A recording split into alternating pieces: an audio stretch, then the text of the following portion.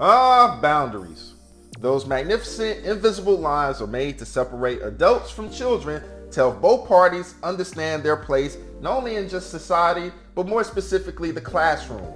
Yet, more would-be grown-ups should be able to express them appropriately, but not as such the case today. Over the decades, we have had an influx of staff and teachers ranging from gym teachers to librarians to be habitual line steppers, creating a world of confusion for themselves and their students. Now, many want to relive or newly live a second childhood to capture that lightning in a bottle they supposedly missed during their early childhood education. This rabbit hole gets deep, my friends, and it's time we made like the Alice in Wonderland White Rabbit and jumped down it. So let's go. Shameless plug. My last minute lesson reading and audio series is a collection of classic titles from Edgar Allan Poe, The Brothers Grimm, that are reformatted with numbered and shorter paragraphs, gamified assignments, skill-based questions, and dramatized audio versions of the stories and questions for struggling readers. Check the link in the pinned comment below to dramatically raise your students' reading, engagement, and performance.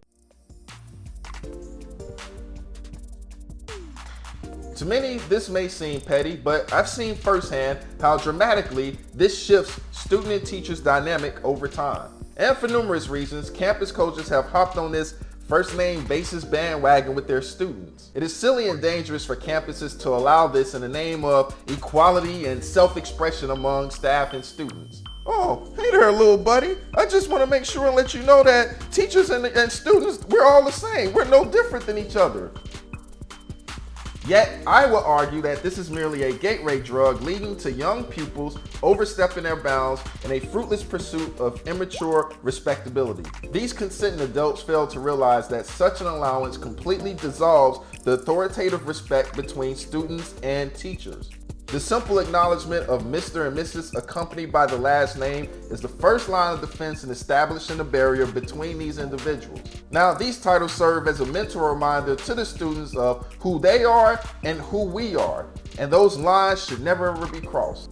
Early childhood and now sad to say secondary students today lack the emotional maturity to separate times of seriousness with times of leisure when in the classroom. As educators, it's our job to set this in stone, make it very clear for them. Now, again, this isn't to say that you would transform into some heartless tin man with no personality. No. Yet, we're responsible for spelling out times of seriousness versus the playful manner that we may often engage in with our students. I have seen an adult's respect unravel right before my very eyes because this person allowed students to call them by their first name all year long. And when it was time for them to exercise their authority, guess what the kids did? Man, get out of here. We're not listening to you. Forget you, man. Kids gotten way too comfortable, and when the going got tough, the tough just stampeded all over this person. Again, students subconsciously become disgusted with your interaction when you've had this very freeing and casual interaction with them all year long because you allowed those boundary lines to be blurred. And you know what it's gonna feel like to the students? It's gonna feel like a betrayal, and your classroom management will rightfully suffer for it. Even if kids aren't calling you by your first name, you can still fall prey to the dreaded friendship trap between yourself and the pupil. Teaching being a predominantly female field, meaning that there's going to be more ladies befriending kids than men.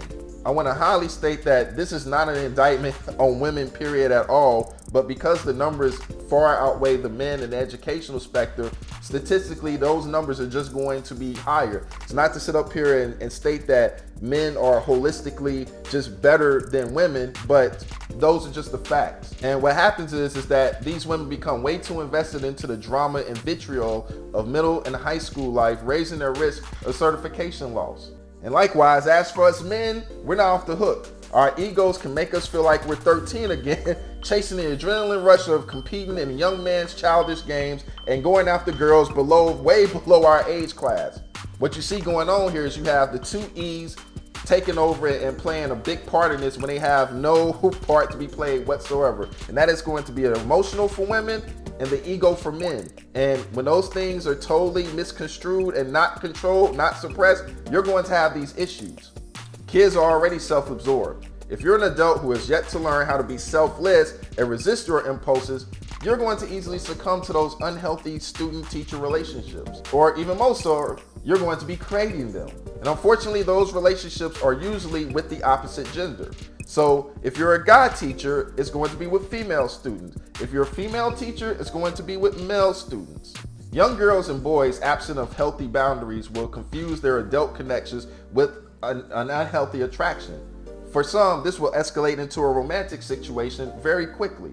Teachers and staff must learn how to see these red flags and stop them when they arise. If you let it go on long enough, kids will feel shame and resentment if not appropriately addressed. When students engage you in casual conversations, it's in your best interest to guide that dialogue, ceasing any inappropriate topics or gossip. And look, I personally get it. I've been in this profession for a long time. We're human. We love to be liked. It strokes our ego. But you must control and suppress those desires the best way that you possibly can.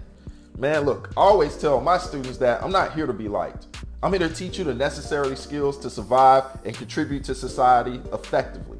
And ironically, that deflection sends signals to the little students' minds that, hey, I can trust this guy.